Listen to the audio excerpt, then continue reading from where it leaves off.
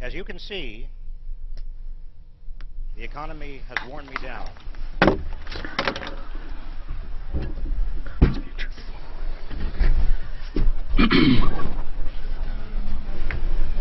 Five years ago, I was 6'4". No, it's also, you know, I've also been worn down by the radical right. But I'll tell you something, I am growing back.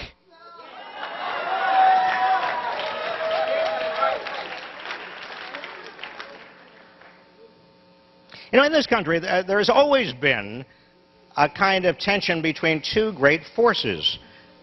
One is the progressive force that is inclusive and tolerant and stands for equal opportunity and assumes that the nation is a community in which we all have responsibilities for one another. And on the other side is the regressive force that takes the opposite position on all of these. Instead of it being inclusive, the nation under the regressive regime is exclusive and intolerant.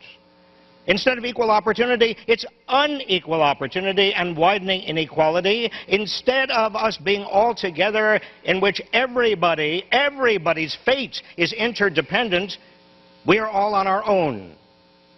And let me tell you something. The progressive forces always win out over the regressive forces. Now, you've got to... right now, here, there are two strategies, the two basic strategies the regressive radical right is using. We've got to understand them in economic terms. And we've got to spread the truth about the economy.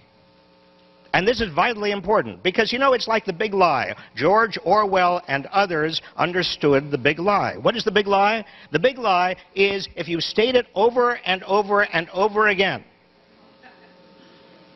even though it's absurd. If you state it over and over and over again on Fox News, on radical Yale Radio, Rush Limbaugh, if you state it over and over again on the editorial pages of the Wall Street Journal, state it over and over again, people start believing it because they say to themselves, oh, well, I keep hearing that. Unless there is a strong rebuttal, unless the truth is told firmly and loudly, the lies take over. And it is our responsibility to make sure the truth gets out. In terms of the economy, there are a lot of lies. They're big lies. They're whoppers. I mean, the lie, for example, the lie I keep hearing is that corporations need tax relief, tax cuts, and also less regulation in order to create jobs. Now, my friends, corporations in America are now sitting on $2 trillion of cash. The ratio of corporate profits to wages has never been as high since before the Great Depression. For anybody to argue that corporations need more money, they need higher profits, they need fewer taxes, they need less regulation, health, safety, environmental, protecting small investors, for anybody but argue that corporations with more money will create jobs when they're not creating jobs now with all the money they have is not looking at reality, is either a fool or a knave. Or take another. I mean, the idea that we need to provide wealthy people in this country with more tax cuts, or we cannot raise taxes on people at the top because that would in some way interfere with job growth, is just the repeat of the same trickle-down economics we've had now for 30 years. And here's what we know about trickle-down economics. It doesn't work. It is a fraud. It is not trickle-down economics. It is trickle-on economics. I mean, George W. Bush cut taxes on the wealthy. What happened? Fewer jobs were created than created under the Clinton administration. Far fewer. 1/3 as many. And on top of that, median wages, the average worker And by the way, there's a difference between average and median. Whenever you hear any report that says average wages are going up, watch your wallets. The basketball player Shaquille O'Neal and I have an average height of 6'3". You get my drift?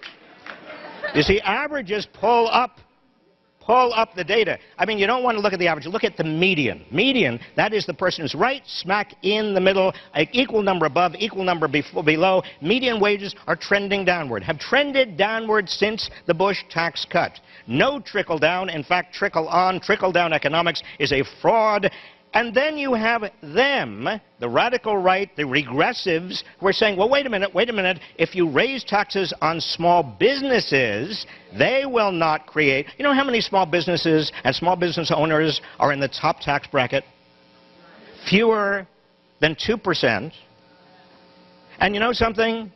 We're only talking about the percentage of their income that is over the margin for the top tax bracket. I mean, this is an absurd argument that is being used by those with power and those who are privileged in our society to mask and retain and entrench their own power and privilege.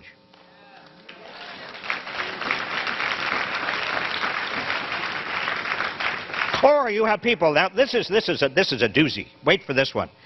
You hear this over and over. If we shrink government, we're going to create jobs. Now, this is a very interesting issue. I mean, how do you create more jobs if you're firing teachers, firefighters, police officers, if you're firing social workers? How do you create more jobs if you are putting out of business all of the people who were government contractors on roads and bridges and rebuilding the infrastructure and rebuilding our schools? How do you create jobs if you actually, at a time when consumers who are deathly scared about not meeting their mortgage payments and their bills, consumers whose wages are going down and who are losing their jobs, consumers who are actually looking at their major asset, their homes, and they see that major asset worth a third less than it was worth 5 years ago, consumers are not going to go into the shops and buy. So the real problem of the economy, is that consumers who are 70%, their spending is 70% of the total national economy. If consumers, average working people, cannot and will not, they are not able to purchase, obviously businesses are not going to hire. And if they are not able to purchase and businesses are not going to hire, where do you get the demand in the system to keep the system going? You go to the one institution that is the purchaser of last resort, and that is the government. And right now, when you've got 25 million Americans looking for full-time work, right now, when you've got an infrastructure, roads, bridges, highways, ports, airports, public transportation, water, sewer systems, everything else you can imagine, school buildings, right now when you've got all of that crumbling because of deferred maintenance, and right now when interest rates on the 10-year Treasury bill are under 2%, making it so cheap for the United States to borrow. Right now, put those three dots together, and anyone with half a brain understands that now is the time to borrow, to put Americans to work rebuilding America.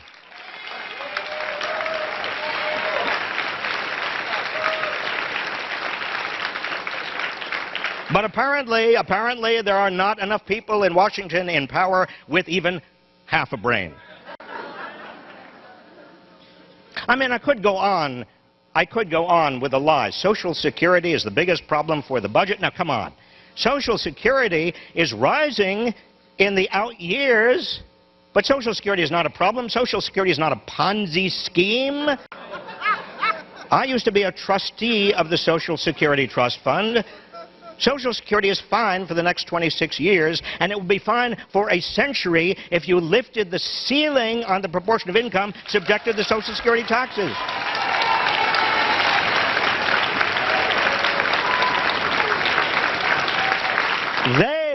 the regressive forces in America, they say Medicare has got to be cut. Medicare is the big problem in the future in terms of the debt.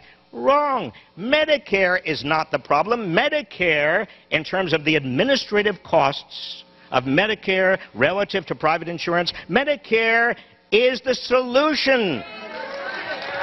In fact,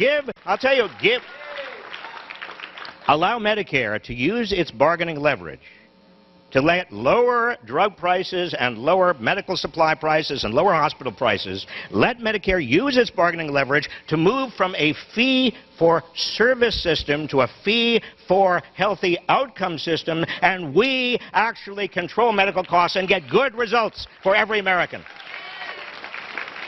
We need Medicare. We need Medicare for all.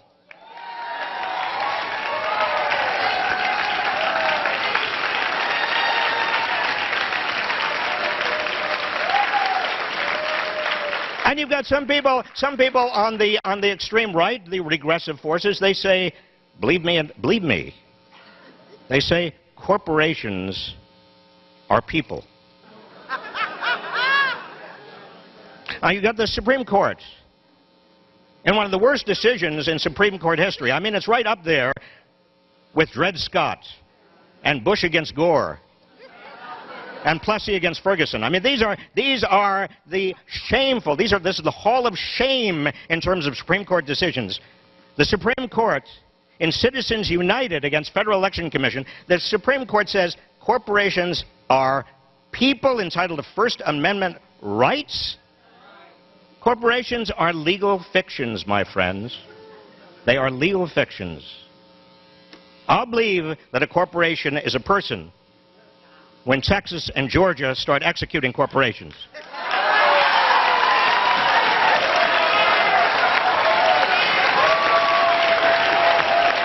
In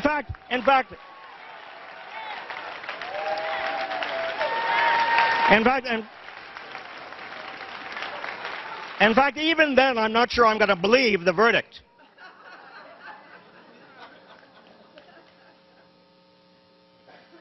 You see, a lot of those on the right say the budget deficit is the most important thing we can deal with right now. No. The biggest crisis we have in America right now, the biggest crisis since the Great Depression, is not the budget deficit. It's jobs and wages. Jobs and wages. Jobs and wages. And let me tell you the logic of this, because there is a logic behind what I am saying. You see, the real issue in the out years, anybody who's concerned about the budget deficit, the real issue years from now is the ratio of the debt to the total economy. Debt versus GDP. Now, the only way you really get that ratio down is you build the economy, you build jobs. That is step number one. If you don't do that, that ratio gets worse and worse and worse. So before you do anything, before you start cutting, before you start doing anything with regard to the budget deficit, what you need to do, number one, is jobs and wages and growth. That's what you've got to get done first. And we've got to spread that understanding. Because it's, you know, the president says it's a matter of math, and it is a matter of math. But it's also a matter of morals.